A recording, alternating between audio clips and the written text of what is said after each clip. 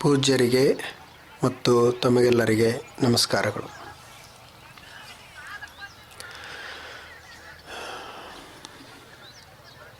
ನಮ್ಮ ಜೀವನ ಸುಂದರ ಆಗಬೇಕು, ನಮ್ಮ ಜೀವನ ಬೆಲೆಯುಳ್ಳದ್ದಾಗಬೇಕು ಅಂತ ನಾವೆಲ್ಲರೂ ಬಯಸ್ತೀವಿ. ಅದು ಸುಂದರ ಆಗಬೇಕಾಗಿತ್ತು ಅಂದರೆ ಬರೀ ವಸ್ತುಗಳಿಂದ ಅಷ್ಟೇ ಸಾಧ್ಯ ಇಲ್ಲ. ನಮ್ಮ ಬದುಕು ಬೆಲೆ ಬಾಳದ್ದಾಗಬೇಕಾಗಿತ್ತು ಅಂದ್ರೆ ಬರೀ ವಸ್ತುಗಳಿಂದ ಮಾತ್ರ ಸಾಧ್ಯ ಇಲ್ಲ. ಅದಕ್ಕೆ ನಾವು ಮಾಡುವಂಥ ಕ್ರಿಯೆಗಳು, ನಮ್ಮ ಆಲೋಚನೆಗಳು, ನಮ್ಮ ಭಾವನೆಗಳು ಎಲ್ಲವೂ ಬೇಕಾಗ್ತವೆ. ನಮ್ಮ ಕ್ರಿಯೆಗಳು ಎಂಥವಿರ್ತಾವು ಅಂಥ ಬದುಕು ನಮ್ಮದಾಗ್ತದೆ. ನಮ್ಮ ವಿಚಾರಗಳು ಎಂಥವಿರ್ತಾವು ಅಂಥ ಜೀವನ ನಮ್ಮದಾಗ್ತದೆ. ನಮ್ಮ ಭಾವನೆಗಳು ಎಂಥವಿರ್ತಾವು ಅಂಥ ಜೀವನ ನಮ್ಮದಾಗ್ತದೆ. ಈ ಸತ್ಸಂಗ ಏನು ಮಾಡ್ತದೆ ಅಂದ್ರೆ ನಮ್ಮ ವಿಚಾರಗಳನ್ನು ಸುಂದರಗೊಳಿಸ್ತದೆ. ಈ ವಿಚಾರಗಳು ನಮ್ಮ ಭಾವನೆಗಳನ್ನು ಸುಂದರಗೊಳಿಸ್ತದೆ. ಆವಾಗ ನಾವು ಮಾಡುವಂಥ ಕೆಲಸಗಳೂ ಕೂಡ ಸುಂದರ ಆಗ್ತಾವೆ. ಅದರಿಂದ ನಮ್ಮ ಜೀವನ ಬೆಲೆ ಉಳ್ಳದ್ದಾಗ್ತದೆ. ಒಬ್ಬ ಮನುಷ್ಯ ಬಹಳಷ್ಟು ವಸ್ತುಗಳನ್ನು ಗಳಿಸಿರಬಹುದು. ಆತ ಬಹಳಷ್ಟು ವಸ್ತುಗಳನ್ನು ಗಳಿಸಿದಾನ ಅಂದರೆ ಸಂಪತ್ತನ್ನು ಸಾಕಷ್ಟು ಗಳಿಸಿರಬಹುದು. ಆದರೆ ಆತನ ಆಚರಣೆಗಳು ಅಂದರೆ ಕ್ರಿಯೆಗಳು, ವಿಚಾರಗಳು ಸರಿ ಇರಲಿಲ್ಲ ಅಂದರೆ ಆತನಿಗೆ ಯಾವ ಬೆಲೆಯೂ ಇಲ್ಲ. ಒಬ್ಬ ಮನುಷ್ಯ ವಸ್ತುಗಳನ್ನು ಏನೂ ಗಳಿಸಿಲ್ಲ, ಆತ ಬಡವದಾನ. ಆದರೆ ಆತ ಮಾಡುವಂಥ ಕ್ರಿಯೆಗಳೆಲ್ಲವೂ ಒಳ್ಳೆಯವದಾವ, ಆತನ ವಿಚಾರಗಳೂ ಒಳ್ಳೆಯವದಾವು. ಆ ಮನುಷ್ಯನಿಗೆ ಬಹಳ ಬೆಲೆ ಅದ. ಸಂತರು, ಶರಣರು ಹೇಗೆ ಬದುಕಿದ್ರು? ಅವರು ವಸ್ತುಗಳಿಗೆ ಬಹಳ ಮಹತ್ವ ಕೊಡಲಿಲ್ಲ, ತಮ್ಮ ಆಚರಣೆಗಳಿಗೆ ಬಹಳ ಮಹತ್ವ ಕೊಟ್ಟರು. ಹೊರಗಿನ ಸಿರಿ ಸಂಪತ್ತಿಗೆ ಅವರು ಬಹಳ ಪ್ರಾಶಸ್ತ್ಯ ಕೊಡಲಿಲ್ಲ, ತಮ್ಮ ಭಾವನೆಗಳಿಗೆ ಬಹಳ ಮಹತ್ವ ಕೊಟ್ಟರು. ಆ ಸುಂದರ ಭಾವನೆಗಳಿಂದ ಅವರು ತಮ್ಮ ಬದುಕನ್ನು ಸುಂದರಗೊಳಿಸಿಕೊಂಡರು. ಹೇಗೆ ಒಬ್ಬ ಶಿಲ್ಪಕಾರ ಒಂದು ಕಲ್ಲಿನಲ್ಲಿ ಒಂದು ಸುಂದರವಾದ ಶಿಲ್ಪವನ್ನು ಆತ ಮೂಡಿಸ್ತಾನೆ, ಅದರಲ್ಲಿ ಜೀವಂತಿಕೆಯನ್ನು ತುಂಬುತ್ತಾನೆ. ಹೇಗೆ ಒಬ್ಬ ಮನುಷ್ಯ ಕಲೆಗಾರ, ಚಿತ್ರಕಲೆಗಾರ, ಆತ ಬಣ್ಣದಲ್ಲಿನ ಒಂದು ಸುಂದರ ಚಿತ್ರವನ್ನು ಬಿಡಿಸ್ತಾನೆ. ಹಾಗೆ ಒಬ್ಬ ಸಂತ ಆತ ತನ್ನ ಬದುಕನ್ನು ಭಾವನೆಗಳ ಮುಖಾಂತರ ಅದನ್ನು ಸುಂದರಗೊಳಿಸ್ತಾನೆ. ಒಬ್ಬ ಶರಣ ತನ್ನ ಭಾವನೆಗಳ ಮುಖಾಂತರ ಆತ ತನ್ನ ಬದುಕಿನ ಚಿತ್ರವನ್ನು ಸುಂದರಗೊಳಿಸ್ತಾನೆ. ಇದೇ ವ್ಯತ್ಯಾಸ ಇರೋದು. ನಮಗೂ ಒಂದು ಶರೀರ ಅದ, ಸಂತರಿಗೂ ಒಂದು ಶರೀರ ಇರ್ತದೆ. ನಾವು ಕೆಲಸ ಮಾಡ್ತೀವಿ, ಅವರೂ ಕೆಲಸ ಮಾಡ್ತಾ ಇರ್ತಾರೆ. ಆದರೆ ಅವುಗಳನ್ನು ಬಳಸುವಂಥ ವಿಧಾನ ಬೇರೆ ಇರ್ತದೆ. ಅದಕ್ಕೆ ಒಬ್ಬರು ಸುಭಾಷಿತಕಾರ ಹೇಳ್ತಾರೆ, ಈ ಸಜ್ಜನರು ಮತ್ತು ದುರ್ಜನರು ಹೇಗಿರ್ತಾರೋ ಅಂತ ಆ ಸುಭಾಷಿತದಲ್ಲಿ ಹೇಳ್ತಾರೆ. ವಿದ್ಯಾ ವಿವಾದಾಯ ಧನಂ ಮದಾಯ ಶಕ್ತಿಂ ಪರೇಶಾಂ ಪರಪೀಡನಾಯ ಖಲಸ್ಯ ಸಾಧೋರ್ ವಿಪರೀತಮೇತತ್ ಜ್ಞಾನಾಯ ದಾನಾಯ ರಕ್ಷಣಾಯ ಚ. ಒಬ್ಬ ಕೆಟ್ಟ ಮನುಷ್ಯ ಇದ್ದ ಅಂದರೆ ಆತನಲ್ಲಿ ವಿದ್ಯೆ ಇತ್ತು ಅಂದರೆ ಆತ ಎದಕ್ಕೆ ಬಳಸ್ತಾನ? ಆತನಲ್ಲಿ ಧನ ಇತ್ತು ಅಂದರೆ ಆತ ಅದನ್ನು ಹೇಗೆ ಉಪಯೋಗಿಸ್ತಾನ, ಮತ್ತು ಆತನಲ್ಲಿ ಶಕ್ತಿ ಇತ್ತು ಅಂದರೆ ಆತ ಹೇಗೆ ಉಪಯೋಗಿಸ್ತಾನ ಅಂತ ಒಂದು. ಇನ್ನು ಒಳ್ಳೆಯವರ ಹತ್ತಿರ ವಿದ್ಯೆ ಇತ್ತು, ಒಳ್ಳೆಯವರ ಹತ್ತಿರ ಸಂಪತ್ತಿತ್ತು, ಒಳ್ಳೆಯವರ ಹತ್ತಿರ ಶಕ್ತಿ ಇತ್ತು ಅಂದರೆ ಅವ್ರು ಹೇಗೆ ಬಳಸ್ತಾರ ನೋಡಬೇಕು ಅಂತ ಅವ್ರು ಹೇಳೋದು. ಕೆಟ್ಟವನ ಹತ್ತಿರ ವಿದ್ಯೆ ಇತ್ತು ಅಂದರೆ ಆ ವಿದ್ಯೆಯನ್ನು ಆತ ಎದಕ್ಕೆ ಬಳಸ್ತಾನೋ ಅಂದರೆ ಜಗಳಕ್ಕೆ ಬಳಸ್ತಾನಂತ. ಆತನಲ್ಲಿ ಏನು ಬುದ್ಧಿವಂತಿಕೆ ಇರ್ತದೆ ಆ ಬುದ್ಧಿವಂತಿಕೆಯನ್ನು ಬಳಸಿ ಜಗಳ ಹಚ್ಚು ಕೆಲಸನೇ ಮಾಡ್ತಾನೆ. ಇನ್ನು ಆತನಲ್ಲಿ ಹಣ ಇತ್ತು ಅಂದರೆ ಮದಾಯ ಅದರಲ್ಲಿ ಅಹಂಕಾರವನ್ನು ಪಡ್ತಾನೆ. ಇನ್ನು ಆತನಲ್ಲಿ ದೈಹಿಕವಾಗಿ ಶಕ್ತಿ ಇತ್ತು ಅಂದರೆ ಪರೇಶಾಂ ಪರಪೀಡನಾಯ ಬೇರೆಯವರಿಗೆ ದುರ್ಬಲರಿಗೆ ಪೀಡಿಸುವುದಕ್ಕಾಗಿ ಆ ಶಕ್ತಿಯನ್ನು ಆತ ಬಳಸ್ತಾನೆ.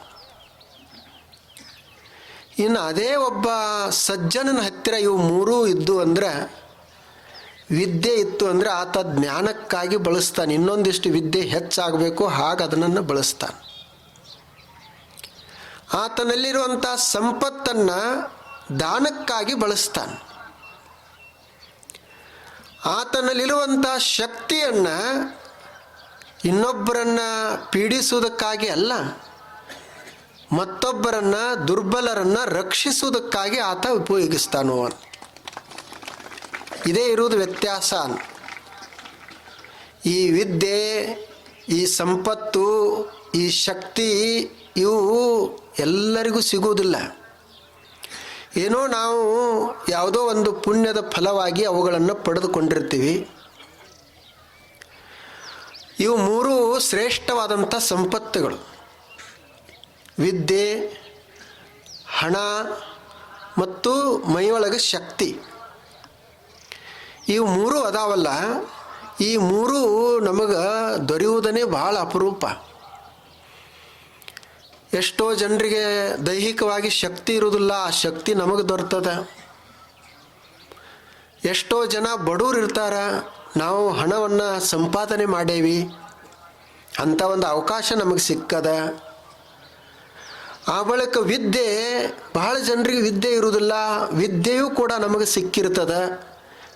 ಇಂಥ ಈ ಮೂರು ಅಮೂಲ್ಯವಾದಂಥ ವಸ್ತುಗಳನ್ನು ನಾವು ಎದಕ್ಕೆ ಬಳಸಬೇಕು ಅಂದರೆ ಅವು ಚಲೋ ಕೆಲಸಕ್ಕೆ ಉಪಯೋಗ ಆಗಬೇಕು ಅಂತ. ವಿದ್ಯೆ ಇತ್ತು ಅಂದರೆ ಆತ ಎರಡೂ ಕೆಲಸ ಮಾಡಲಿಕ್ಕೆ ಬರ್ತದೆ. ಆ ವಿದ್ಯೆಯನ್ನು ಬಳಸಿ ಇನ್ನೊಬ್ಬರಿಗೆ ಜ್ಞಾನವನ್ನು ತುಂಬಿ ಅವರನ್ನು ಜ್ಞಾನಿಗಳನ್ನಾಗಿಯೇ ಮಾಡಲಿಕ್ಕೂ ಬರ್ತದೆ. ಅದೇ ಬುದ್ಧಿವಂತಿಕೆಯನ್ನು ಬಳಸಿ ಇನ್ನೊಬ್ಬರಿಗೆ ಜಗಳ ಹಚ್ಚಾಕೂ ಬರ್ತದ. ಆ ಬುದ್ಧಿವಂತಿಕೆ ಇರುವುದು ಒಂದೇ ಅದ, ಆದರೆ ಅದು ಎರಡು ಕೆಲಸ ಮಾಡ್ತದೆ. ಅಪ್ಪುಗಳು ಒಂದು ದೃಷ್ಟಾಂತವನ್ನು ಹೇಳ್ತಿದ್ರು, ಬಹಳ ಅದ್ಭುತ ಹೇಳೋರು ಅವರು. 40 ವರ್ಷ ಹೇಳಿದಾರ, ನಾವಿನ್ನು ದಿವಸ ಒಂದೊಂದು ಕೇಳ್ಕೊತ ಹೋದೆ ಅಂದ್ರೆ ಮತ್ತಿನ್ನು ನಮಗೆ 40 ವರ್ಷ ಬೇಕಾಗ್ತದೆ. ಆದರೆ ಅಷ್ಟು ವರ್ಷ ಕೇಳುವಂಥ ತಾಳ್ಮೆ ಬೇಕಲ್ಲ ನಮಗೆ ಭಾಳ ಬೇಗ ಸಾಕಾಗ್ತದೆ. ಆದರೆ ಅವರು ಎಷ್ಟು ವರ್ಷಗಳ ಕಾಲ ಆ ಇಡೀ ತಮ್ಮ ಜೀವನವನ್ನು ಜ್ಞಾನಕ್ಕಾಗಿ ಮೀಸಲಿಟ್ರು. ಹಗಲ ರಾತ್ರಿ ಅದೇ ಇರ್ತಿತ್ತು. ಉಣ್ಣೋದು ಭಾಳ ಸ್ವಲ್ಪ ಉಣ್ತಿದ್ರು. ಬರೀ ಅವರ ಜ್ಞಾನ ನೋಡಬೇಕು, ಆ ದೇಹ ನೋಡಿದ್ರೇ ಜ್ಞಾನ ಅಂದಂಗೆ ಅನಿಸ್ತಿತ್ತು. ಪ್ರವಚನ ಅಷ್ಟೇ ಅವ್ರದ್ದು ಉಪದೇಶ ಅಲ್ಲ, ಅವರ ನಡಿಗೆಯೂ ಒಂದು ಉಪದೇಶ, ಅವರ ನೋಟವೂ ಒಂದು ಉಪದೇಶ, ಅವರ ವ್ಯವಹಾರ ಎಲ್ಲವೂ ಉಪದೇಶ. ಅವರ ಹತ್ತಿರ ಹೋಗಿ ಕುಳಿತರೆ ಪ್ರವಚನದಿಂದ ಅಷ್ಟೇ ನಾವು ಕಲಿತಿರಲಿಲ್ಲ. ಬರೀ ಹೋಗಿ ನಿಂತ್ಕೊಂಡ್ರೆ ಸಾಕು, ಅವರ ಸಮೀಪ ಅಲ್ಲಿಂದ ಜ್ಞಾನ ಶುರು ಆಗ್ತಿತ್ತು. ಒಂದು ಜ್ಞಾನದ ಮೂರ್ತಿ ಇದ್ದ ಹಾಗಿದ್ರು ಅವರು. ಅವರಿಗೆ ನಮ್ಮ ಎಲ್ಲರ ಮನಸ್ಥಿತಿಯೂ ಗೊತ್ತಿತ್ತು. ಬಹಳ ಸೂಕ್ಷ್ಮವಾಗಿ ನೋಡುವವರು. ಅವ್ರು ಹೇಳ್ತಿದ್ರು ಒಂದು ದೃಷ್ಟಾಂತ, ಈ ಬುದ್ಧಿವಂತ ಮನುಷ್ಯ ಹೆಂಗೆ ಜಗಳ ಹಚ್ತಾನ ಅಂತ ಹೇಳ್ತಿದ್ರು. ಒಂದು ಊರಿನಾಗ ಒಂದಿಬ್ಬರು ಇಬ್ಬರು ಅಣ್ಣತಮ್ಮರಿದ್ದರು. ಇಬ್ಬರು ಬಹಳ ಒಳ್ಳೆಯ ರೀತಿಯಿಂದ ಜೀವನ ಸಾಗಿಸ್ತಿದ್ದರು. ಇಬ್ಬರು ದುಡಿಯೋರು ಮತ್ತು ಸಾಕಷ್ಟು ಸಂಪತ್ತನ್ನು ಸಂಗ್ರಹ ಮಾಡಿದರು. ಅಣ್ಣ ಕಾರವಾರ ಮಾಡ್ತಿದ್ದಂಥ ಮಣಿದು, ತಮ್ಮ ಒಕ್ಕಲ್ತನ ನೋಡ್ಕೊಳ್ತಿದ್ದ. ಇವ್ರದ್ದಿಬ್ಬರದು ಮನೆ ಹೀಗೆ ಬೆಳೀತಾ ಹೊರಟಲ್ಲ, ಒಬ್ಬ ಬುದ್ಧಿವಂತ ನೋಡಿದಂತೆ ಇದನ್ನು ಕೆಡಿಸ್ಬೇಕು ಅಂತ ಅವನಿಗೆ ಆಲೋಚನೆ ಬಂತು. ಇವರು ಬೆಳೀತಾ ಇದ್ದಾರೆ, ನಾನೂ ಬೆಳಿಬೇಕು ಅಂತ ಆತ ಬಯಸಲಿಲ್ಲ. ಅವ್ರು ಹೆಂಗೆ ಬೆಳೆದಾರ ನೋಡಿ ನಾನು ಹಂಗೆ ಬೆಳಿಬೇಕಂತ ತಪ್ಪಲ್ಲ, ಬೆಳಿಬಹುದು.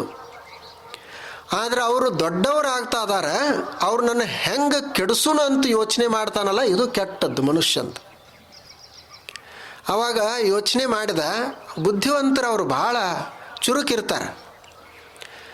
ಒಂದು ದಿವಸ ತಮ್ಮ ಹೊರಟಿದ್ದಂಥ ಊರಿನಲ್ಲಿ, ಆವಾಗ ಇವ ಎಲ್ಲಿ ಕುಳಿತಿದ್ದಲ್ಲ ಒಬ್ಬ ಬುದ್ಧಿವಂತ, ಅವ ಮಾತಾಡಿಸಿದಂತೆ, ಏನಪ್ಪ ಊರಾಗ ಬಂದಿಲ್ಲಲ್ಲ, ಬರೇ ಹೊಲದಾಗ ದುಡಿತಿ, ನೀ ದುಡಿದು ಇನ್ನೊಬ್ಬರು ನಿಂದ ಎಲ್ಲ ಬಳಸ್ಕೊಳ್ತಾರ ಅಂತ ಇಷ್ಟೇ ಅಂದಂತವ. ಅವೇನು ಇಷ್ಟು ಹೇಳ್ದ, ತಮ್ಮನಿಗೆ ಸಮಾಧಾನ ಆಗಲಿಲ್ಲ. ಅವೇನು ತಿಳ್ಕೊಂಡ ಅಂದರೆ, ನಾ ದುಡಿತೀನಿ, ನಮ್ಮ ಅಣ್ಣ ಆತ ಆರಾಮಿರ್ತಾನ ಅಂತ ಅವ ಭಾವಿಸಿದ. ನಿಂದು ಬರೀ ದುಡಿಯೋದೇ ಆಯಿತು, ಅದನ್ನು ಇನ್ನೊಬ್ಬರು ಉಪಯೋಗಿಸ್ತಾರ ಅಂತ ತಲೆಯಾಗ ಬಂತು. ಅವಾಗ ಅವ ಇನ್ನು ಬ್ಯಾರೆ ಆಗೋಣ ಅಂತ ಹೇಳಿದಂತ ಬ್ಯಾರೆ ಆದರು. ಇವು ಬಿಡಬೇಕಲ್ಲ, ಮನೆ ಅರ್ಧ ಆಯ್ತಲ್ಲ, ಈಗರೆ ಬಿಡಬೇಕಲ್ಲ ಇವರು ಒಡೆಯೋರು. ಅವಾಗ ನೋಡ್ರಿ ಹೇಗಿರ್ತಾರೆ. ಮುಂದೆ ಆ ಮನೆ ಒಳಗೆ ಒಂದು ಒಣಕ್ಕಿತ್ತಂತ, ಒಂದು ಒಣಕಿ ಭಾಳ ವರ್ಷಗಳಿಂದ ಅದು ಹಾಗೆ ಹಿರಿಯರು ಇಟ್ಟಿದ್ರು, ಈಗೇನು ಅವ್ರು ಬಳಸ್ತಿರ್ಲಿಲ್ಲ. ಆದರೂ ಅಂಥದ್ದೊಂದು ಒಣಕಿ, ಅದು ಎದಕ್ಕೂ ಈಗ ಕೆಲಸಕ್ಕೆ ಬರಲಾರದ್ದು. ಇವ ಅಣ್ಣ ಹಿರಿಯ ಮನುಷ್ಯ ಅದಾನಂತ ಹೇಳಿ ಅವನ ಕಡೆನೇ ಉಳಿದಿತ್ತದು. ಯಾರೂ ಅದನ್ನು ಪಾಲ ಮಾಡಿರಲಿಲ್ಲ, ಎಲ್ಲ ಪಾಲ ಮಾಡಿದ್ರು. ಭೂಮಿ ಪಾಲ ಮಾಡಿದ್ರು, ಮನೆ ಪಾಲಾಯಿತು, ಮನೆಯಾಗಿರುವಂಥ ಎಲ್ಲ ವಸ್ತುಗಳ ಪಾಲಾದು, ದನಗಳು ಒಂದು 4 ಎಮ್ಮೆ ಇವನಿಗೆ, ಒಂದು 4 ಎಮ್ಮೆ ಅವನಿಗೆ, ಎಲ್ಲ ಪಾಲಾದು. ಈ ಒಣಕ್ಕೊಂದು ಇರಲಿ ಅಂತ ಹೇಳಿ ಅಣ್ಣನ ಕಡೆ ಬಿಟ್ಟಿದ್ದ. ಇವು ಊರಾಗ ಹೋಗಿದ್ದ ಸಣ್ಣವ, ಇವ್ರದೆಲ್ಲ ಪಾಲಾಗಿದ್ದು ಗೊತ್ತಿತ್ತಲ್ಲ. ಅವಾಗ ಅವ ಬುದ್ಧಿವಂತಿದ್ದಲ್ಲ ಊರಾಗ, ಅವಂದಂತ, ಏನಪ್ಪ ಪಾಲ ಮಾಡ್ಕೊಂಡ್ರಂತ ಕೇಳಿದೆ, ಆದರೆ ನೀವು ಒಂದು ತಪ್ಪೇದಿ ಅದ್ರಾಗ. ಏನು ಅಂದರೆ, ಒಣಕಿ ಒಂದೇನಿತ್ತಲ್ಲ ಅದು ನೀ ತಗೋಬೇಕಾಗಿತ್ತು. ಅದು ಒಣಕಿರೋದ್ರಿಂದನೇ ನೀವು ಇಷ್ಟು ಶ್ರೀಮಂತ ಆಗಿದ್ರಿ. ಅಂಥ ಒಣಕಿನೇ ನಿಮ್ಮ ಅನ್ನಕ್ಕೆ ಕೊಟ್ಟು ಇನ್ನು ನೀ ಯಾವಾಗ ಶ್ರೀಮಂತ ಆಗವ ಅಂತಂದಂತ.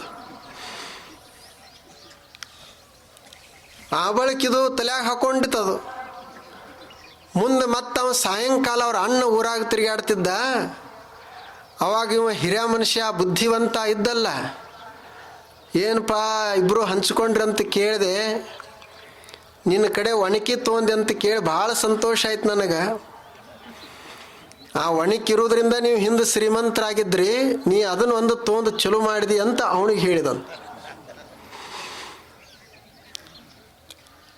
ಆ ಬಳಿಕ ಇವ ತಮ್ಮನಿಗೆ ಹೀಗೆ ಹೇಳಿದ್ದ. ಅವ ತಮ್ಮ ನನಗೆ ಒಣಕಿ ಬೇಕು ಅಂತ ಅಣ್ಣನ ಹತ್ತಿರ ಮರುದಿವ್ಸ ಹೋದ. ಅವ ಕೇಳಿದ, ನೋಡಪ್ಪ ನನಗೆ ಒಣಕಿ ಕೊಡು ಅಂತ. ಅಣ್ಣಗೆ ಈಗಾಗಲೇ ಇವ್ ಹೇಳಿದ್ದಲ್ಲ, ಅದನ್ನು ನೀ ತೊಗೊಂಡು ಚಲೋ ಮಾಡಿದಿ ಅಂಥೇಳಿ. ಅವ ಅದು ನಂದು ಭಾಳ ಚಲೋ ಐತಿ ಅಂತ ಅವ ಇಟ್ಟುಕೊಂಡ. ಇಬ್ಬರು ಜಗಳ ಪ್ರಾರಂಭ ಆಯಿತು. ಹಾಗೆ ಇನ್ನು ಎಡ್ತಾಕುದು ಕೋರ್ಟಿಗೆ ಹಾಕಿದ್ರಂತ. ಎದರದಿದು ಒಣಕಿದು ಯಾರಿಗೆ ಬರಬೇಕು? ಇವು ಹಿರಿಯ ಮನುಷ್ಯ ಅಂತಿದ್ದಂತ, ನಾ ಹಿರಿಯವದನಿ, ಅದು ಹಿರಿಯರದ ಆಸ್ತಿ ನನಗೆ ಬರಬೇಕು ಅಂತ ಇವ ನಾ ಸಣ್ಣವದನಿ, ನನಗೆ ಹಿರಿಯರ ಆಸ್ತಿ ಸಣ್ಣವನಿಗೆ ಬರಬೇಕು ಅಂತ ಇವ್ರದ್ದು ವಾದ ವಿವಾದ ಹೀಗೆ ನಡೀತು. ಇದು ಬಹಳ ಸಣ್ಣ ವಿಷಯ ಅದ, ಆದರೆ ಎಷ್ಟು ಸೂಕ್ಷ್ಮ ಅದ, ಎಷ್ಟು ಮಹತ್ವ ಅದ. ಒಂದು ಮಾತ ನಮ್ಮನ್ನು ಒಡಿಸಿಬಿಡ್ತದೆ. ಈಗೇನಾಯಿತು, ಅವ್ರ ಮನೆ ಎಲ್ಲ ಹಾಳಾಯಿತು. ಮನೆ ಒಳಗಿರೋ ಅಂಥವ್ರದ್ದೆಲ್ಲ ನೆಮ್ಮದಿ ಹಾಳಾಯಿತು. ಆ ಬುದ್ಧಿವಂತನಿಗಾದರೂ ಏನು ಬಂತು? ಏನಿಲ್ಲ. ಹೀಗೊಂದು ಪರಿಹಾರ ಹಾಳಾಯ್ತು ಅನ್ನೋದಂತ ಅಷ್ಟು ಬಿಟ್ಟರೆ ಬೇರೆ ಏನೂ ಬರಲಿಲ್ಲ. ಆತ ಇದೇ ಬುದ್ಧಿವಂತಿಕೆಯನ್ನು ಬಳಸಿಕೊಂಡು ಅವರು ಇನ್ನೊಂದಿಷ್ಟು ಶ್ರೀಮಂತರಾಗುವಂಗೆ ಮಾಡ್ಬೋದಾಗಿತ್ತು. ಅಥವಾ ತನ್ನಲ್ಲಿ ಬುದ್ಧಿವಂತಿಕೆ ಇತ್ತು ಅಂದರೆ ಅವ್ರದನ್ನು ನೋಡಿ ತಾನು ಶ್ರೀಮಂತ ಆಗ್ಬೋದಾಗಿತ್ತು. ಇದು ಬುದ್ಧಿವಂತಿಕೆ ಅಂದರೆ ಇದಲ್ಲ. ಇವ್ರಿಗೇನೆ ದುರ್ಜನರು ಅಂತ ಕರೆಯೋದು. ಇಂಥ ಕೆಟ್ಟ ಜನರ ಹತ್ತಿರ ವಿದ್ಯೆ ಇತ್ತು ಅಂದರೆ ಅವ್ರು ಬರೀ ವಿದ್ಯೆಯನ್ನು ಕೆಟ್ಟ ಕೆಲಸಕ್ಕಾಗಿಯೇ ಬಳಸ್ತಾರೋ ಅಂತ. ಅವರು ಚಲೋ ಕೆಲಸಕ್ಕೆ ಇದನ್ನು ಬಳಸುವುದೇ ಇಲ್ಲ. ವಿದ್ಯಾ ವಿವಾದಾಯ ಧನಂ ಮದಾಯ. ಇನ್ನು ಧನ ಇತ್ತು ಅಂದರೆ ಅಹಂಕಾರಕ್ಕಾಗಿ ಬಳಸ್ತಾರೆ, ತೋರಿಕೆಗಾಗಿಯೇ ಬಳಸ್ತಾರೆ. ಆನಂತರ ಶಕ್ತಿ ಇತ್ತು ಅಂದರೆ ಇನ್ನೊಬ್ಬರನ್ನು ಪೀಡಿಸುವುದಕ್ಕಾಗಿ, ಅದು ಯಾರಿಗೆ ಅವ್ರಿಗಿಂತ ಯಾರು ಶಕ್ತಿವಂತರದಾರ ಅವ್ರಿಗೆ ಪೀಡಿಸುವುದಕ್ಕಾಗಿ ಅಲ್ಲ. ಯಾರನ್ನ ನಾವು ಪೀಡಿಸ್ತೀವಿ, ಯಾರಿಗೆ ನಾವು ಬೈತಿರ್ತೀವಿ, ಯಾರು ನಮಗಿಂತ ಕಡಿಮೆ ಅದಾರ ಅಶಕ್ತರದಾರ ಅವ್ರಿಗೆ ನಾವು ಬೈಯೋದು. ಯಾರ ಜೊತೆಗೆ ನಮ್ಮ ಹೋರಾಟ, ಯಾರು ನಮಗಿಂತ ಕಡಿಮೆ ಅದಾರ ಅವ್ರ ಜೊತೆಗೇ ಹೋರಾಟ ಇರ್ತದೆ. ಆಗ ಈ ಇಬ್ಬರು ಅದಾರಲ್ಲ, ಈ ಇಬ್ಬರು ವ್ಯಕ್ತಿಗಳು, ಒಬ್ಬರು ಸಜ್ಜನರು, ಇನ್ನೊಬ್ಬರು ದುರ್ಜನರು. ಆ ದುರ್ಜನನ ಹತ್ತಿರ ವಿದ್ಯೆ, ಧನ ಮತ್ತು ಶಕ್ತಿ ಇತ್ತು ಅಂದ್ರೆ ಆತ ಹೀಗೆ ಬಳಸ್ತಾನೆ. ಇನ್ನು ಸಜ್ಜನರ ಹತ್ತಿರ ಖಲಸ್ಯ ಸಾಧೋರು, ಸಾಧೋ ಅಂತ ಬಳಸಿದ್ದಾರೆ ಅವರು. ಸಾಧುಗಳು ಅಂದರೆ ಸಜ್ಜನರು. ಅವ್ರ ಹತ್ತಿರ ವಿದ್ಯೆ ಇತ್ತು, ಧನ ಇತ್ತು, ಶಕ್ತಿ ಇತ್ತು ಅಂದರೆ ಅವರು ಹೇಗೆ ಬಳಸ್ತಾರೆ ಅಂದರೆ ಜ್ಞಾನಕ್ಕಾಗಿ ಬಳಸ್ತಾರೆ.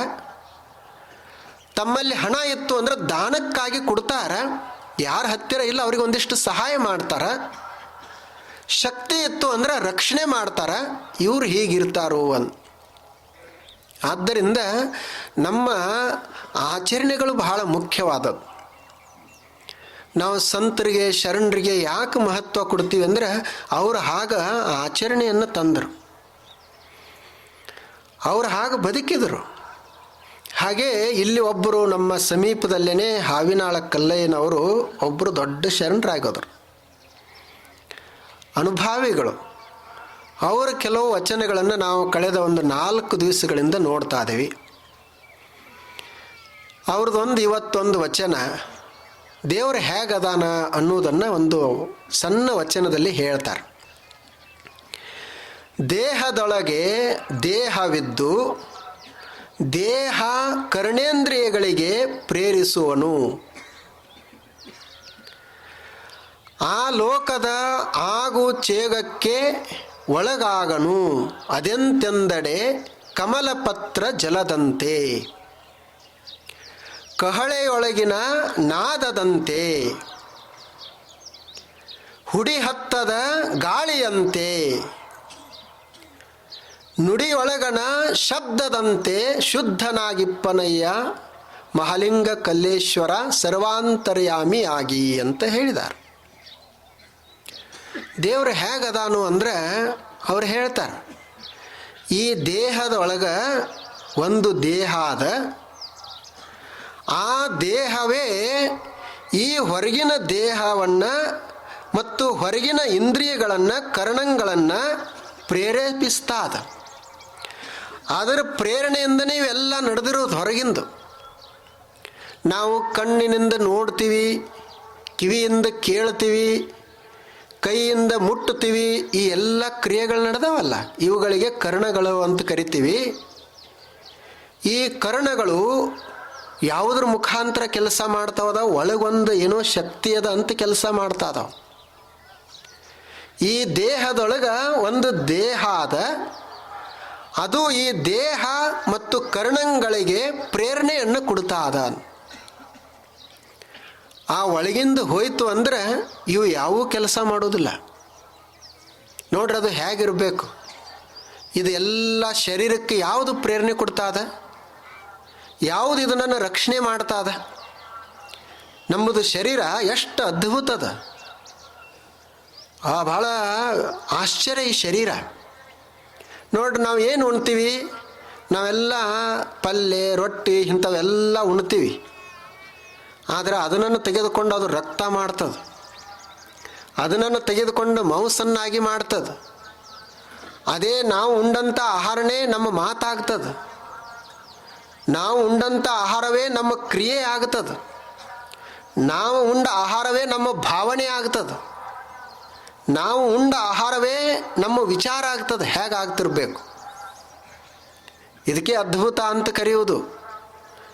ನೀವು ಕಾರ್ಖಾನೆಗೆ ಕಬ್ಬು ಕೊಟ್ರಿ ಅಂದ್ರೆ ಆ ಕಾರ್ಖಾನೆಗೆ ಕಬ್ಬು ತೆಗೆದುಕೊಂಡು ಅದು ಬರೀ ಸಕ್ಕರೆ ಅಷ್ಟೇ ಕೊಡ್ತದೆ.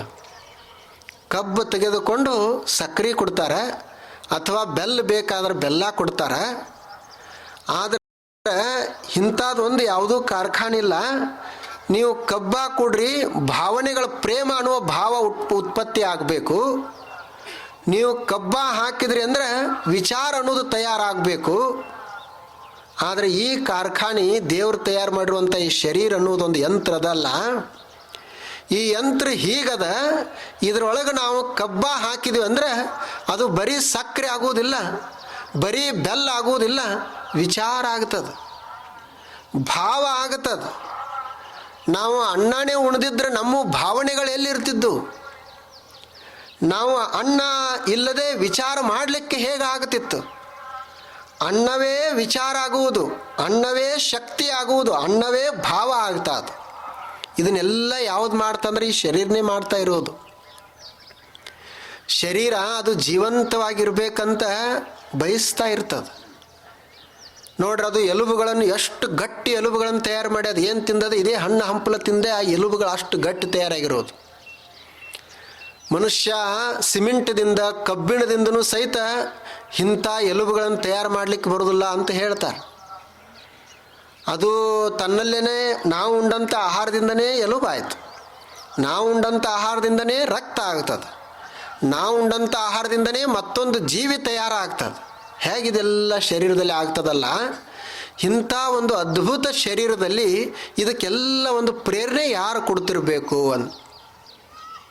ಒಂದು ದಿವಸ ಬರ್ತದೆ, ಶರೀರದಲ್ಲಿ ಎಲ್ಲ ಅವಯವಗಳು ಹಾಗೇ ಇರ್ತಾವ, ಎಲ್ಲ ನರನಾಡಿಗಳಿರ್ತಾವ, ಗ್ರಂಥಿಗಳಿರ್ತಾವ.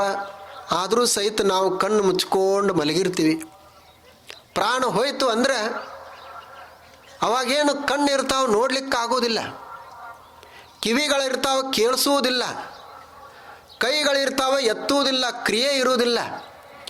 ಮಾತಾ ಆಡಲಿಕ್ಕೆ ಬರುವುದಿಲ್ಲ.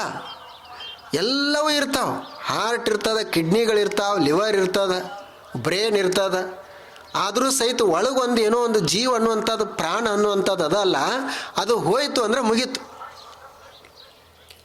ಹೇಗೆ ಈ ದೇಹದೊಳಗೆ ಒಂದು ದೇಹದಂತೆ ಇದ್ದು ಈ ದೇಹವನ್ನು ಪ್ರೇರೇಪಿಸ್ತಾದ, ಹಾಗೆ ಈ ವಿಶ್ವದೊಳಗೆ ಒಂದು ಅದ ಶಕ್ತಿ. ಆ ಶಕ್ತಿನೇ ಈ ವಿಶ್ವವನ್ನೆಲ್ಲ ನಿಯಂತ್ರಿಸ್ತಾ ಇರುವುದು. ಆಕಾಶದಲ್ಲಿ ಸೂರ್ಯನನ್ನು ತೇಲಿ ಬಿಟ್ಟವರು ಯಾರು?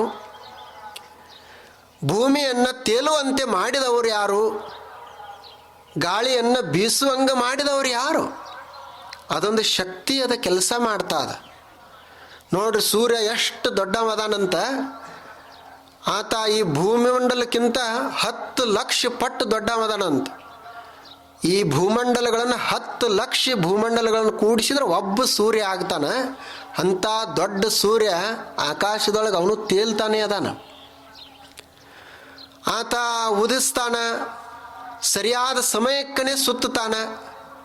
ಒಂದು ಕ್ಷಣವೂ ಸಹಿತ ಹೆಚ್ಚು ಕಡಿಮೆ ಆಗುವುದಿಲ್ಲ. ಹೀಗೆ ಕೋಟಿ ಕೋಟಿ ವರ್ಷಗಳಿಂದ ಸುತ್ತಾನೇ ಅದಾನ.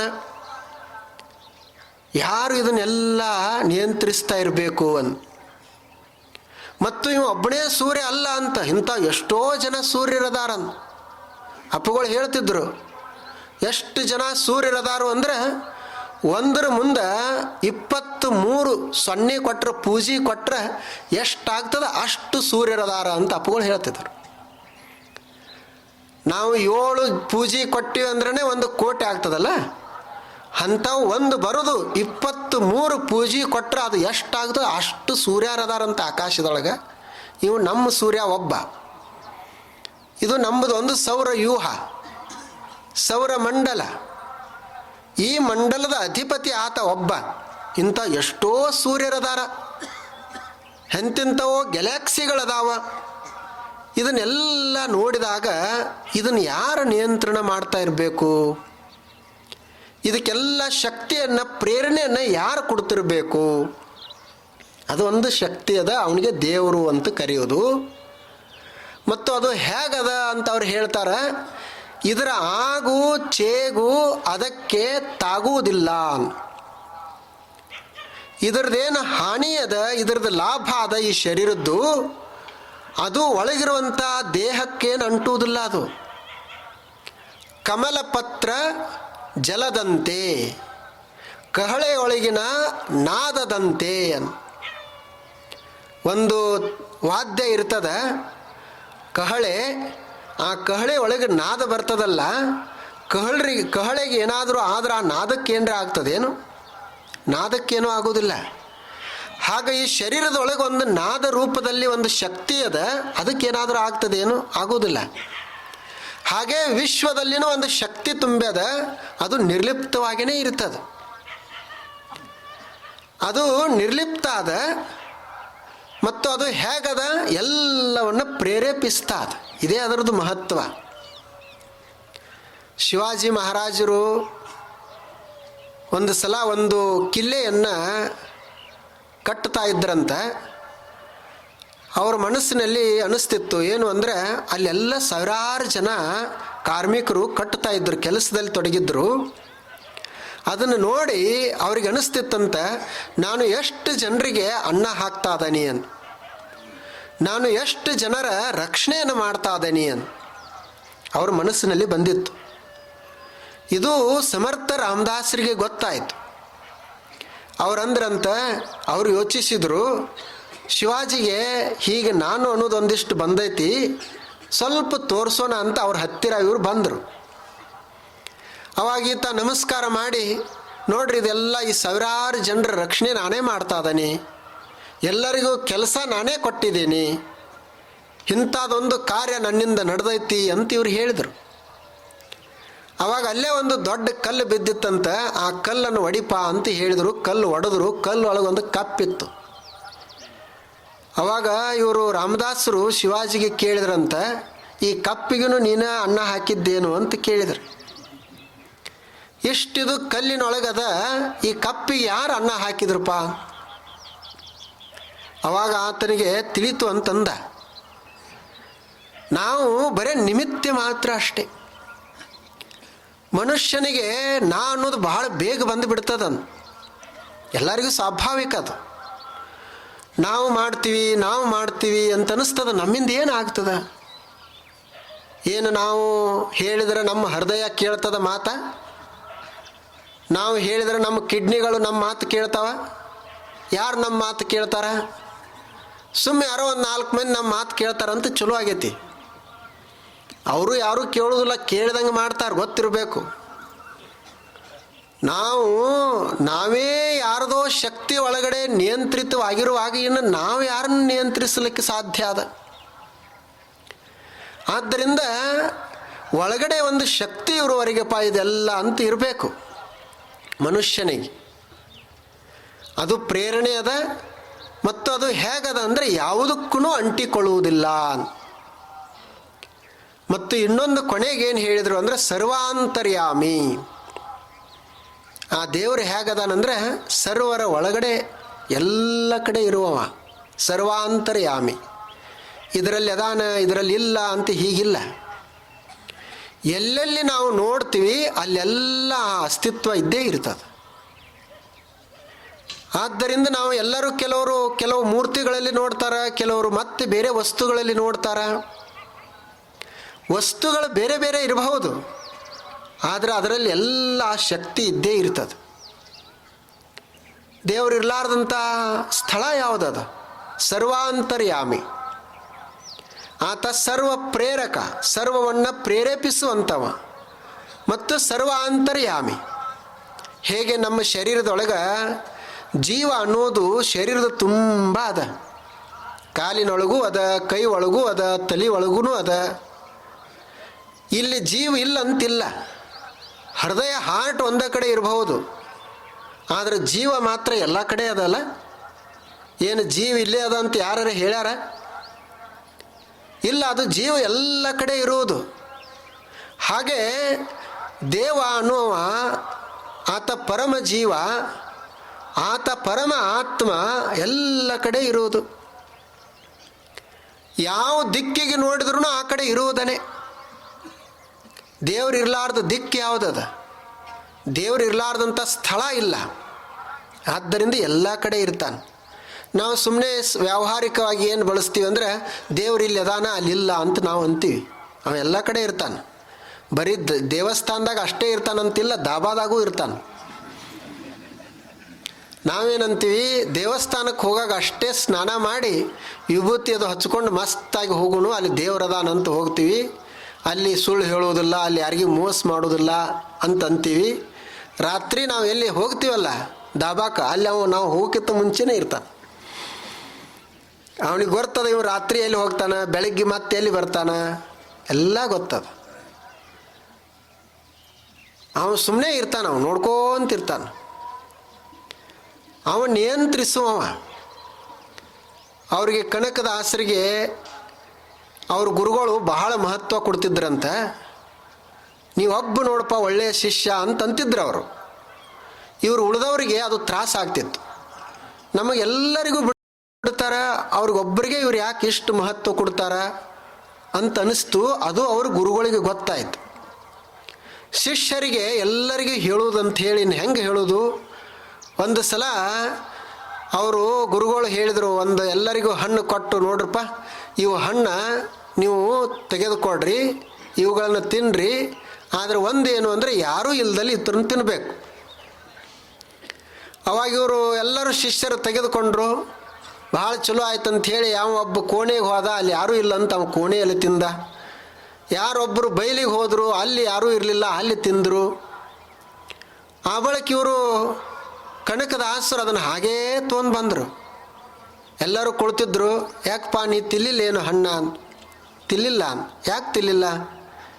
ನೀವು ಹೇಳಿದ್ರಲ್ಲ ಯಾರೂ ಇಲ್ದಲ್ಲಿ ತಿನ್ನಬೇಕು ಅಂಥೇಳಿ, ಯಾರೂ ನೋಡಬಾರ್ದು ಹಂಗೆ ತಿನ್ನಬೇಕು ಅಂತ ಹೇಳಿದ್ರಿ. ಅದಕ್ಕೆ ಅಂಥ ಸ್ಥಳನ ನನಗೆ ಸಿಗವಲ್ದು. ಎಲ್ಲ ಕಡೆ ದೇವ್ರು ನೋಡ್ತಾ ಇದ್ದಾನೆ, ಎಲ್ಲ ಕಡೆ ದೇವ್ರದಾನ, ಮತ್ತು ಅವನ ಕಣ್ಣು ತಪ್ಪಿಸಿ ತಿನ್ನೋದು ಹೆಂಗೆ? ಅದಕ್ಕೆ ತಂದನಿ ಅಂತಂದ. ಅವ್ರ ಗುರುಗಳು ಹೇಳಿದ್ರು, ನೋಡು ಇವನಲ್ಲಿ ಎಂಥ ಗುಣ ಅದಾವು, ಅದು ನೋಡ್ರಿ. ಅವನಿಗೆ ನಾ ಯಾಕೆ ಮಹತ್ವ ಕೊಡ್ತೀನಿ ಅಂದರೆ ಇದು. ನಾವೇನಂತೀವಿ, ದೇವಸ್ಥಾನದಾಗ ಅಷ್ಟೇ, ಉಳಿದ ಕಡೆ ನಾವು ಏನು ವ್ಯವಹಾರ ಮಾಡ್ತೀವಿ ಅಲ್ಲಿ ದೇವರಿಲ್ಲ ಅಂತ ಇಟ್ಕೊಂಡೇವಿ. ಅಲ್ಲಿನೂ ದೇವ್ರು ಇರುವುದನೇ. ನಾವು ಏನೇನು ವ್ಯವಹಾರಗಳನ್ನು ಮಾಡ್ತೀವಿ ಅಲ್ಲಿ ಅದಾನಂತ ತಿಳ್ಕೊಂಡೀವಿ ಅಂದರೆ ನಾವು ಮಾಡುವಂಥ ವ್ಯವಹಾರನೇ ಪೂಜೆ ಆಗ್ತದೆ. ಅದು ಹೊಲದಾಗ ಒಕ್ಕಲ್ತನ ಮಾಡ್ತಿದ್ದೀವಿ ಅಂದ್ರೆ ಒಕ್ಕಲ್ತನ ಮಾಡಲ್ಲಿನೂ ದೇವ್ರದಾನ. ವ್ಯಾಪಾರ ಮಾಡ್ತಿದ್ವಿ ಅಂದ್ರೆ ವ್ಯಾಪಾರ ಮಾಡುವಲ್ಲಿನೂ ದೇವ್ರದಾನ. ನೌಕರಿ ಮಾಡ್ತಿದ್ವಿ ಅಂದ್ರೆ ನೌಕರಿ ಮಾಡುವಲ್ಲಿನೂ ದೇವ್ರ ಇರ್ತಾನೆ.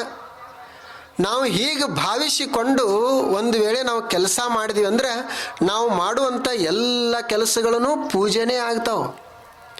ಮತ್ತು ಪ್ರತ್ಯೇಕ ಅದಕ್ಕೆ ಬಂದು ಪೂಜೆ ಮಾಡಬೇಕಾಗಿಲ್ಲ. ದೇವ್ರದಾನಪ್ಪ, ಇದು ನಾ ಏನು ಕೆಲಸ ಮಾಡಾಕತ್ತೇನಿ ಪ್ರಾಮಾಣಿಕವಾಗಿ ಮಾಡಿದರೆ ಸಾಕು. ಈ ಕೆಲಸ ಬೇರೆಯವರು ಯಾರೂ ನೋಡಲಿಕ್ಕಿಲ್ಲ, ನೋಡದೇ ಇರಬಹುದು, ಅವರು ಗೌರವಿಸುವುದೇ ಇರಬಹುದು, ಅವರು ಮೆಚ್ಚಿಕೊಳ್ಳದೇ ಇರಬಹುದು. ಆದರೆ ದೇವರೊಬ್ಬದಾನ, ಅವು ಮಾತ್ರ ಮೆಚ್ಚಿಕೊಳ್ತಾನೆ ಅಂತಿದು ಭಾವನೆ ಇರಬೇಕು. ಈಗ ನಾವೆಲ್ಲ ಈ ಕೆಲಸ ಮಾಡ್ತಾ ಇದ್ದೇವೆಲ್ಲ, ಸತ್ಸಂಗ ಮಾಡ್ತಿರ್ತೀವಿ. ಯಾರು ನೋಡಲಿ ಯಾರು ನೋಡದೇ ಇರಲಿ, ನಾವು ನಮ್ಮಷ್ಟಕ್ಕೆ ನಾವು ಮಾಡೋದು. ಆತ ದೇವ್ರು ನೋಡ್ತಾ ಇರ್ತಾನೆ, ಅವನಿಗೆ ಗೊತ್ತದ. ಇಲ್ಲೆಲ್ಲ ನೀವು ಈಗ ಹೂ ಹಾಕಿದ್ದೀರಿ, ರಂಗೋಲಿ ಹಾಕಿದ್ದೀರಿ, ಇಷ್ಟೆಲ್ಲ ನೋಡಿ ಸಂತೋಷ ಆಗ್ತದ. ಇದು ದೇವ್ರಿಗೆ ಗೊತ್ತಾಗೋದಿಲ್ಲ ಏನಿದು? ಮತ್ತು ಬೇರೆಯವರು ಯಾಕೆ ನಮ್ಮನ್ನು ಹೊಗಳಬೇಕು? ಬೇರೆಯವರು ಹೊಗಳಬೇಕಂದ್ವಿ ಅಂದ್ರೆ ಅವ್ರು ನೋಡೋರು ಯಾವಾಗ? ಅವ್ರು ಬರೋದು 6:30 7ಕ್ಕೆ ಬರ್ತಾರೆ. ನಾವು ನಸಿಕ್ನಾಗ ಹಾಕಿರ್ತೀವಿ, ರಾತ್ರಿ ಹಾಕಿರ್ತೀವಿ, ಆಗೋದಿಲ್ಲ. ಆದ್ದರಿಂದ ನಾವು ದೇವರು ನೋಡ್ತಾ ಇದ್ದಾನ, ನಾವು ದೇವರಿಗಾಗಿ ಮಾಡ್ತಾ ಇದ್ದೇವೆ ಅಂತ ಸಂತೋಷದಿಂದ ಮಾಡೋದು. ಮತ್ತು ನಿಜವಾಗಲೂ ದೇವರು ನೋಡೇ ನೋಡ್ತಾನೆ. ಸರ್ವಾಂತರ್ಯಾಮಿ, ಸರ್ವ ಪ್ರೇರಕ, ಎಲ್ಲವನ್ನ ಆತ ಪ್ರೇರೇಪಿಸುವಂಥವು. ಅಪ್ಪುಗಳೇ ಹೇಳ್ತಿದ್ದರು, ಒಬ್ಬ ದೊಡ್ಡ ಶ್ರೇಷ್ಠ ಕಲೆಗಾರ ಇದ್ದಂತ, ಅವ ಚಿತ್ರ ಬಿಡಿಸಿದ್ದ, ಬಹಳ ಅದ್ಭುತ ಚಿತ್ರಗಳು. ಅವುಗಳನ್ನು ನೋಡಲಿಕ್ಕೆ ಜನ ಬಂದಿದ್ದರು. ಎಲ್ಲ ಜನ ಸೇರಿ ಆ ಚಿತ್ರಗಳನ್ನು ನೋಡ್ತಿದ್ರು. ಅವಾಗ ಒಬ್ಬ ಮನುಷ್ಯ ಅಂದಂತ, ಇಂಥ ಚಿತ್ರ ಬಿಡಿಸಿದವ ಕಲೆಗಾರರು ಎಲ್ಲಿದಾನಪ್ಪ, ಅವನು ನೋಡೋನು ಅಂತಂದ್ರನ್. ಅಲ್ಲಿ ನೋಡ್ತಾರ, ಹುಡುಕಾಡ್ತಾರ, ಯಾರೂ ಇರುವುದಿಲ್ಲ. ಎಲ್ಲಿರ್ತಾರ ಅಂತ ಕೇಳಿದ್ರು. ಆತ ಅಲ್ಲಿ ದೂರದಲ್ಲಿ ಇರ್ತಾನ ಅಂತಂದರು. ಅಲ್ಲಿಗೆ ಹೋದರು.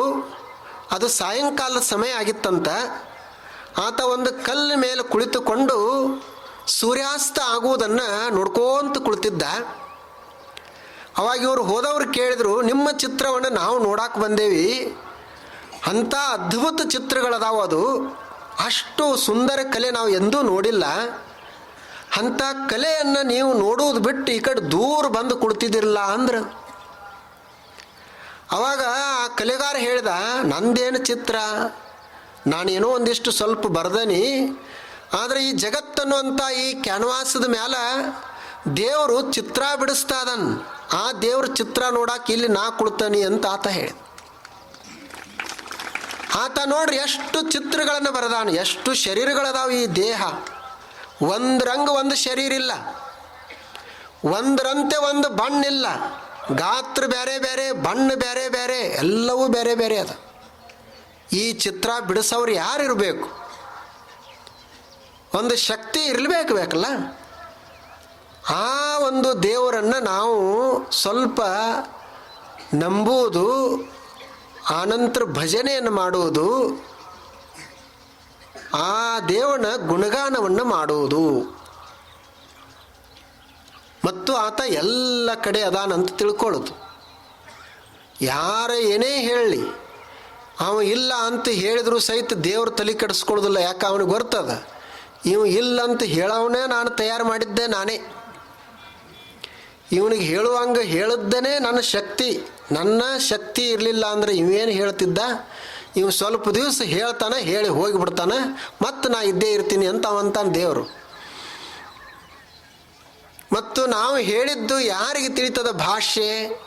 ಮನುಷ್ಯರಿಗೆ ಅಷ್ಟೇ ತಿಳಿಯುವುದು. ಏನು ನಮ್ಮ ಮಾತಿ ಸಸ್ಯ ಸಂಕುಲ ಜೀವಿಗಳು ಪ್ರಾಣಿಗಳು ಯಾರಾದರೂ ಕೇಳ್ತಾವೆ? ನಾವು ಯಾವೂ ಕೇಳೋದಿಲ್ಲ. ನಾವೇ ಕಲಿಯೋದು. ಮತ್ತು ನಾವು ಕಲ್ತಿದ್ದನ್ನು ಯಾರಿಗೆ ಹೇಳೋದು? ಕಲ್ತವ್ರಿಗೆ ನಮ್ಮಂಗೆ ಒಂದಿಷ್ಟು ಯಾರಿಗೆ ತಿಳಿದಿರ್ತದ ಅವ್ರಿಗೆ ಹೇಳೋದು. ಅವರು ಭಾಳ ಚಲೋ ಹೇಳಿದಂತ ಅವ್ರು ಅಂತಾರೆ, ಅವರು ಮತ್ತೊಬ್ರಿಗೆ ಹೇಳ್ತಾರೆ. ಹೀಗೆ ನಾವು ನಮ್ಮಷ್ಟಕ್ಕೆ ನಾವು ಹೇಳ್ಕೊತಿರೋದು. ಅದಕ್ಕೆ ಅವನು ದೇವರು ಯಾರ್ದು ತಲೆ ಕೆಡಿಸ್ಕೊಳ್ಳೋದಿಲ್ಲ. ಆತಂದೊಂದು ಶಕ್ತಿ ಅದ, ಆತ ತಾನೇ ಕೆಲಸ ಮಾಡ್ತಾ ಇರ್ತ. ಹೀಗೆ ಹಾವಿನಾಳ ಕಲ್ಲಯ್ಯನವರು ಎಷ್ಟು ಸುಂದರ ಮಾತನ್ನು ಹೇಳಿದರು. ಮತ್ತೆ ನಾವು ನಾಳೆ ಒಂದು ಮಾತನ್ನು ನೋಡೋಣ. ನಾಳೆ ತಾವೆಲ್ಲ ಬನ್ನಿ. ನಮಸ್ಕಾರ.